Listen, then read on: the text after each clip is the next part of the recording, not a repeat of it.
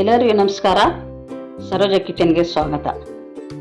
ಇದು ಬೆಣ್ಣೆ ಮುರುಕು ಅಥವಾ ಚಕ್ಕುಲಿ ಏನಾದರೂ ಅನ್ಕೋಬೋದು.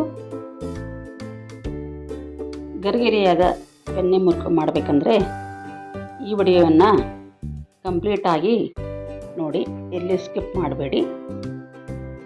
ಏಕೆಂದರೆ ಶ್ರಾವಣ ಮಾಸದಲ್ಲಿ ತುಂಬ ಹಬ್ಬಗಳ ಸಾಲು ವರಮಹಾಲಕ್ಷ್ಮಿಗೂ, ಶ್ರಾವಣ ಮಾಸಕ್ಕೂ, ನವರಾತ್ರಿಗೂ, ದೀಪಾವಳಿಗೂ ಮಾಡುವಂಥ ಒಂದು ರೆಸಿಪಿ ಅಂತಲೇ ಹೇಳ್ಬೋದು. ಈ ಚಕ್ಕಲಿಗೆ ನಾನು ಕಡಿಮೆ ಪ್ರಮಾಣದಲ್ಲಿ ಮಾಡಿದ್ರಿಂದ ಮಿಕ್ಸಿಯಲ್ಲಿ ಪುಡಿ ಮಾಡ್ಕೊಂಡಿದ್ದೆ. ಬಟ್ ನೀವಾದರೆ ನಾ ತಗೊಂಡಷ್ಟು ಪ್ರಮಾಣನ ನೀವು ಹೆಚ್ಚಿಗೆ ತಗೊಳ್ಬೋದು. ತಗೊಂಡು ಅದನ್ನು ಮಿಲ್ಲಲ್ಲಿ ಹಾಕ್ಸ್ಕೊಂಡ್ರೆ ನುಣ್ಣಗೆ ಹಿಟ್ಟಾಗುತ್ತೆ, ಅಂದರೆ ಚಕ್ಕಲಿಗಳು ಇನ್ನೂ ಚೆನ್ನಾಗಿ ಆಗುತ್ತೆ. ನೋಡಿ, ನಾನು ಅಕ್ಕಿಯನ್ನು ತಗೊಂಡು ಅದನ್ನು ನೆನೆಯಿಟ್ಟಿದ್ದೆ. 1 ತಾಸು ನೆನೆಯಿಟ್ಟಿದ್ದೆ. ನೆನೆಯಿಟ್ಟು ಅಂದರೆ ಮೊದಲು 2 ಬೇರೆ ಕ್ಲೀನಾಗಿ ತೊಳಿಬೇಕು. ನೆನೆಯಿಟ್ಟು ಆಮೇಲೆ ಬಸ್ಕೊಳ್ಬೇಕು. ನಾ ತಗೊಂಡು ಈ ಬೌಲಿಂದ 2 ಬೌಲ್ ಅಕ್ಕಿ ಸ್ವಲ್ಪ ಪ್ರಮಾಣದಲ್ಲಿ ಮಾಡಿದ್ದೆ. ಮಿಕ್ಸಿಯಲ್ಲಿ ಅಷ್ಟೊಂದು ನುಣ್ಣಗೆ ಆಗಲ್ಲ ಪುಡಿ, ಅದಕ್ಕೆ ನಾನು ಸ್ವಲ್ಪ ಪ್ರಮಾಣ ತೊಗೊಂಡಿದ್ದು. ಈ ಬೌಲಿಂದ 2 ಬೌಲು ಅಕ್ಕಿ, ಅದೇ ಬೌಲಿಂದ ಅರ್ಧ ಬೌಲು ಉದ್ದಿನಬೇಳೆ. ನೀವು ಗ್ಲಾಸಲ್ಲಿ ತಗೋಬೋದು ಅಥವಾ KG ಲೆಕ್ಕದಲ್ಲಿ ತಗೋಬೋದು. ಮತ್ತು ಯಾವ್ದು ತಗೊಂಡಿರ್ತೀರಾ ಅದರಿಂದ ಎಲ್ಲವನ್ನು ಅಳತೆ ಮಾಡ್ಕೊಳ್ಬೇಕು.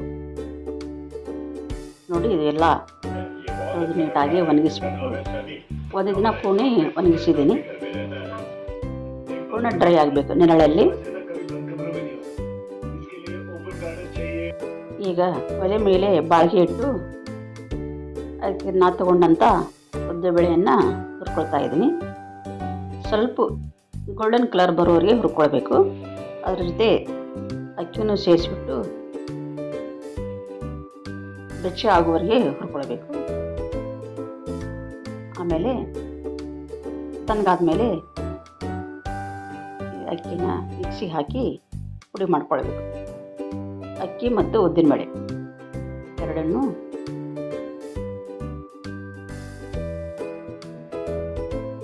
ಪುಡಿ ಮಾಡ್ಕೊಳ್ಬೇಕು. ಪುಡಿ ಮಾಡ್ಕೊಂಡಾದ್ಮೇಲೆ ಅಷ್ಟೊಂದು ಪುಡಿ ನುಣ್ಣಗೆ ಆಗಿರಲ್ಲ ಮಿಕ್ಸಿಯಲ್ಲಿ. ನೋಡಿ, ಸ್ವಲ್ಪ ತರಿ ಅನಿಸುತ್ತೆ ನನಗೆ. ಸಣ್ಣ ರವೆಕ್ಕಿಂತ ಸಣ್ಣಗೆ. ಈಗ ಇದನ್ನು ನಾವು ಜರಡಿ ಹಿಡ್ಕೊಳ್ಬೇಕು. ಮೇಲೆ ಬಂದಂಥ ಪುಡಿಯನ್ನು ಮತ್ತೆ ನಾವು ಮಿಕ್ಸಿಯಲ್ಲಿ ಹಾಕ್ಕೊಳ್ಬೋದು. ಅದಕ್ಕಾಗಿ ನಾನು ನಿಮಗೇನು ಹೇಳೋದು ಅಂದರೆ, ಮಿಲ್ಲಲ್ಲಿ ಅಥವಾ ಗಿರಣಿಯಲ್ಲಿ ಹಾಕ್ಸ್ಕೊಂಡ್ರೆ ಹಿಟ್ಟು ತುಂಬ ನೈಸಾಗಿ ಬರುತ್ತೆ. ನೋಡಿ, ಆ ಹಿಟ್ಟಿಗೆ ನಾನೀಗ ರುಚಿ ತಕ್ಕಷ್ಟು ಉಪ್ಪು ಹಾಕೊಳ್ತಾ ಇದ್ದೀನಿ. ಸ್ವಲ್ಪ ಹಿಂಗೂ ಹಾಕ್ಕೋಬೋದು. ಇದಕ್ಕೆ ಹಿಂಗೆ ಹಾಕಿದ್ರೆ ಇನ್ನೂ ಚೆನ್ನಾಗಿರುತ್ತೆ. ನಾನು ಹಾಕಲಿಲ್ಲ. ಅದಕ್ಕೆ ಯಾವ ಬೌಲ್ ತೊಗೊಂಡಿದ್ದು ಆ ಬೌಲಿಂದ 1/4 ಬೌಲು ಬೆಣ್ಣೆ ತೊಗೊಂಡಿದ್ದೀನಿ. ಸ್ವಲ್ಪ ಅಜ್ವಾನ, ಆ ಹಿಟ್ಟಿಗೆ ತಕ್ಕಷ್ಟು ಅಜ್ವಾನ,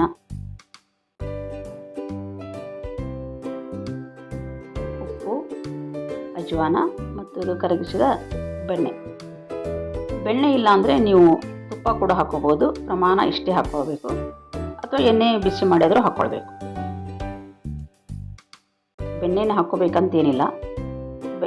ಎಣ್ಣೆ ಅಥವಾ ತುಪ್ಪ ಹಾಕ್ಕೊಳ್ಬೋದು. ನಿಮಗೆ ಯಾವುದು ಅವೈಲೇಬಲ್ ಇದೆಯೋ ಅದನ್ನೇ ಯೂಸ್ ಮಾಡ್ಕೋಬೋದು. ಈಗ ಬೆಣ್ಣೆ ಎಲ್ಲ ಹಿಟ್ಟಿಗೆ ಚೆನ್ನಾಗಿ ಕೊಡುವ ರೀತಿ ಕಲಿಸ್ಕೊಳ್ಬೇಕು. ಎಲ್ಲ ಹಿಟ್ಟಿಗೂ ಅದು ಬೆಣ್ಣೆ ಹತ್ತಬೇಕು.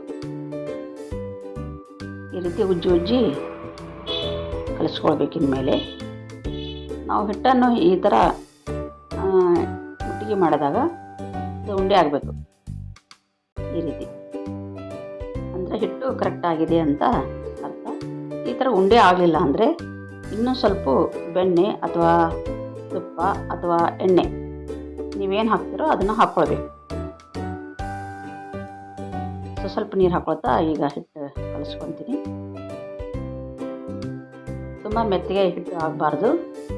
ತುಂಬ ಹಿಟ್ಟು ಮೆತ್ತಗಾದರೆ ಚಕ್ಕುಲಿಗಳು ಎಣ್ಣೆಯನ್ನು ತುಂಬ ಹೀರುತ್ತವೆ.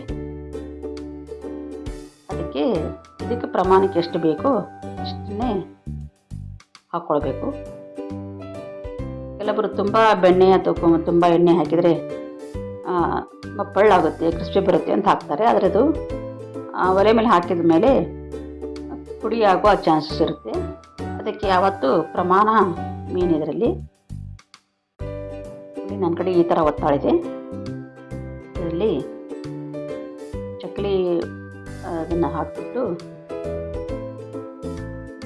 ಹಿಟ್ಟು ತುಂಬ್ಕೊಳ್ತಾ ಇದ್ದೀನಿ. ಆಲ್ರೆಡಿ ನಾನು ಎಣ್ಣೆ ಕಾಯ್ಕಿಟ್ಟಿದ್ದೀನಿ. ನೋಡಿ, ಹಿಟ್ಟನ್ನು ಟೈಟಾಗಿ ಹಾಕ್ಕೊಳ್ಬೇಕು. ಚಕ್ಕಲಿ ಒತ್ತಡದಲ್ಲಿ ಒಳಗಡೆ ಗಾಳಿ ಹೋಗದಂತೆ ನೀಟಾಗಿ ಒತ್ತುಕೊಂಡು ಹಾಕ್ಕೋಬೇಕು.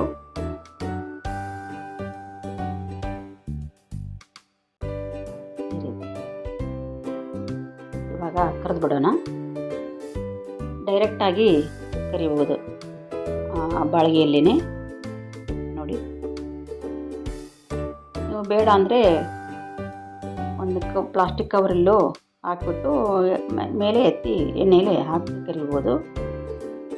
ಬೆಣ್ಣೆ ಮುರುಕು ಆಗಿದ್ದರಿಂದ ನಾನು ಡೈರೆಕ್ಟ್ ಎಣ್ಣೆಯಲ್ಲಿ ಹಾಕಿದ್ದೀನಿ. ಎರಡೂ ಸೈಡು ನೀಟಾಗಿ ಕರ್ಕೊಳ್ಬೇಕು.